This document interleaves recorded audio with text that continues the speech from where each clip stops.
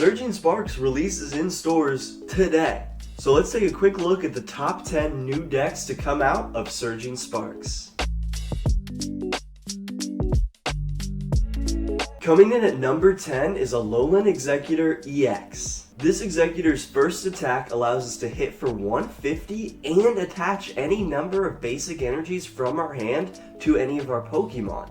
And then its second attack allows us to either knock out the basic Pokemon in the active or one of your opponent's benched basic Pokemon. This could be paired well with Teal Mask Ogerpon or Weirdeer or really any Pokemon that can hit for way more with more energies attached. While the second attack is super intriguing, it relies on a coin flip which you never really want, and it also requires a matchup with a basic deck to even be applicable. I could see Exeggutor being paired up with some single prize Pokemon that can hit for a ton with a bunch of energies attached, but for now I just don't think Exeggutor will be meta relevant. Number 9 is Flygon EX. Flygon is a very interesting card. For just this single fighting, we're able to both punch for 130 and immediately switch ourselves out with one of our benched Pokemon. So this would be some kind of stall deck essentially, where we're hitting and then we immediately switch out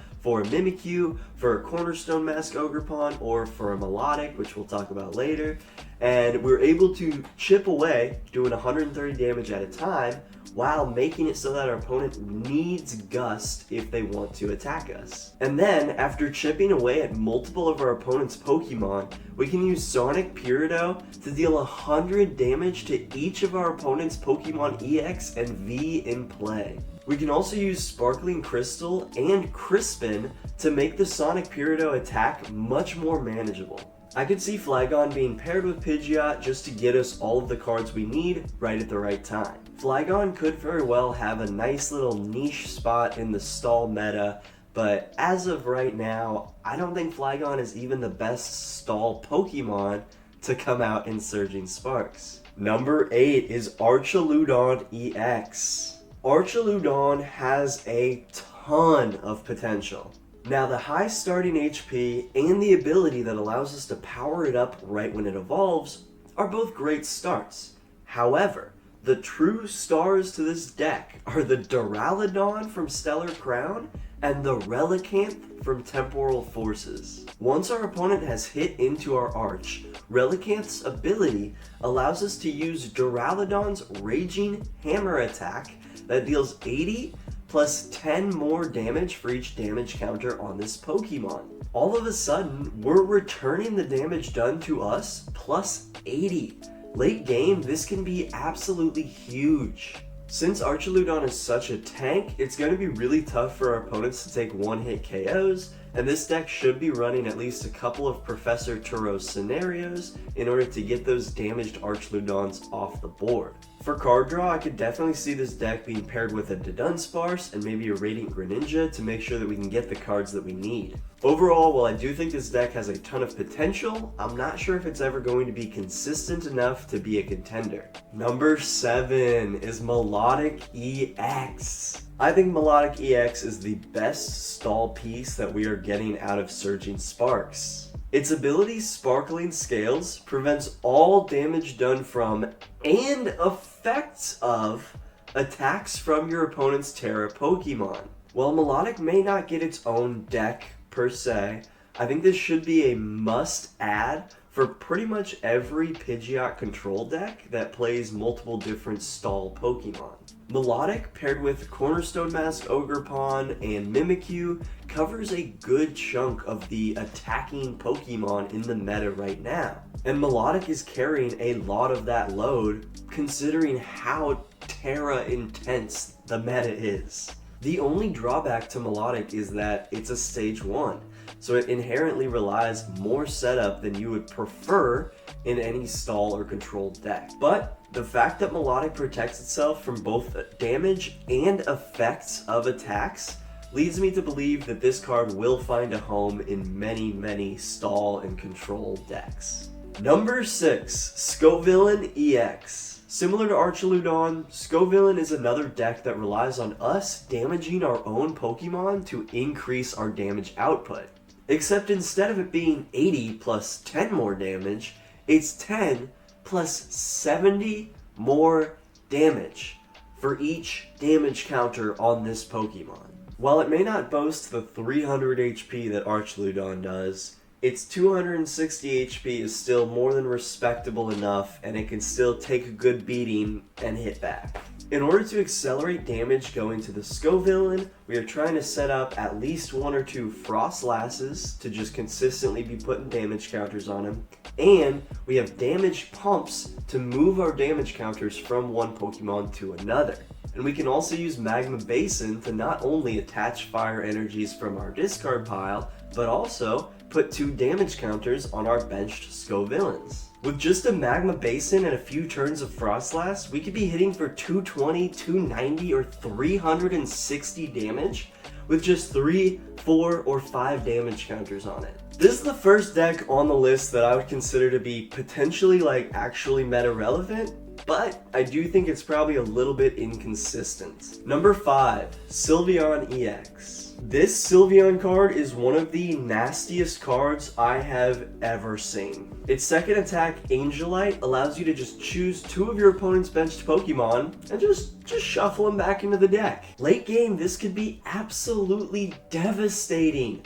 Bossing up one of your opponent's non-attackers or non-important Pokemon just to shuffle back into their deck 2 of their attackers or utility Pokemon? That's nasty work. Its first attack isn't awful either. It can hit for 160, and then during your opponent's next turn, their Pokemon can hit for 100 less damage. I could see it being paired with a Noctowl engine and a couple Terapagoses to give you a basic attacker and another Terra Pokemon. I could also see this being thrown into a weird Lost Box deck specifically for the Angelite attack. While getting the energies necessary for Angelite may seem intimidating, because Eevee is a normal type, as long as we can get those energies into the discard pile early, we can Glass Trumpet those back on and have our Sylveon ready to go. Sylveon EX seems like another deck with a ton of potential, but we're really going to have to wait and see how this meta shakes out to see if it's consistent enough. Number 4, Azumarill. Alright, finally we're getting a single prize deck. Azumarill is awesome. You can hit for a huge amount of damage with just 1 energy. Azumarill is real easy to get down, being just a stage 1 Pokemon. And with its ability, as long as you have a Terra Pokemon in play, its double edge attack can deal 230 damage for just 1 psychic energy. I could see this deck being paired with a Cornerstone Mask Ogerpon to fulfill the Terra need and to be a nice stall piece while you set up your Azumarill. It could also use the Noctowl engine to get the necessary trainers to get everything set up. And yes, Azumarill does deal 50 damage to itself with its attack, but if we throw in a Monkey Dory and a few Dark Energies, we can really help clean that up. All in all, I will absolutely be trying Azumarill when it comes out, and I think this has the potential to be the best, if not one of the best, single prize decks in the meta. Number 3, Hydreigon EX. Hydreigon is my kind of Pokemon right here. We can hit for 200 damage while milling our top 3 cards of our opponent's deck, and it only costs 2 energies? That's right up my alley. While I do kind of hate Stage 2 Pokemon and how annoying they are to set up, I might have to make an exception here because this deck seems so fun. Same as Flygon, I could see this pairing really well with Pidgeot EX to allow us to get all of the necessary cards right at the right time, especially if you're trying to use its second attack. Hydreigon's second attack, Obsidian, is pretty nasty. It can deal 130 damage to the active and 2 of your opponent's benched Pokemon. The only drawback is that we need a Dark, a Metal, a Psychic, and another Energy to get this attack going. Now this is one of the few times that being a Stage 2 deck can help, because Neo Upper Energy can take out the Metal and the Psychic requirement in that attack. We can also throw in a Dusk line to allow us to hit for 330 damage with our first attack, or do 260 damage to any one Pokemon with Obsidian. Hydreigon is so appealing to me, and yeah, it might be a little higher on my list because I love mill decks, but I do think this deck actually has some serious meta potential. Number 2, Pikachu EX. Oh, Pikachu. Oh, Pikachu.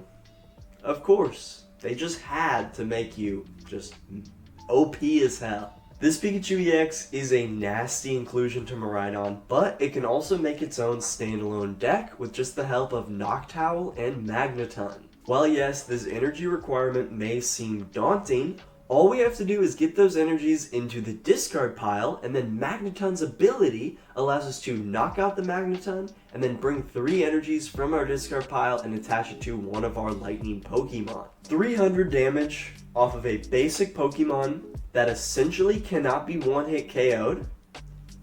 That's just unfair. And with a Defiance ban, it can now hit for 330 to take out a Charizard or a Dragapult. Now the only thorn in this deck's side is going to be the Duskline, Munkidori, pretty much any Pokemon that can spread damage that is able to negate Pikachu's OP ability. Crispin and Briar are both huge supporters in this deck and can both be game winners. I mean, this card speaks for itself. There's a reason why everybody was excited about this Pikachu, and there's a reason why every single Lightning deck player will probably be playing some version of a Pikachu deck. Coming in at my number 1 deck out of the Surging Sparks set is, drumroll please, Ceruledge EX. This is a stage 1 Pokemon that can attack for 1 energy and can hit for an insane amount of damage depending on how many energies you're able to get into the discard pile. The list I'm considering is running 19 energies,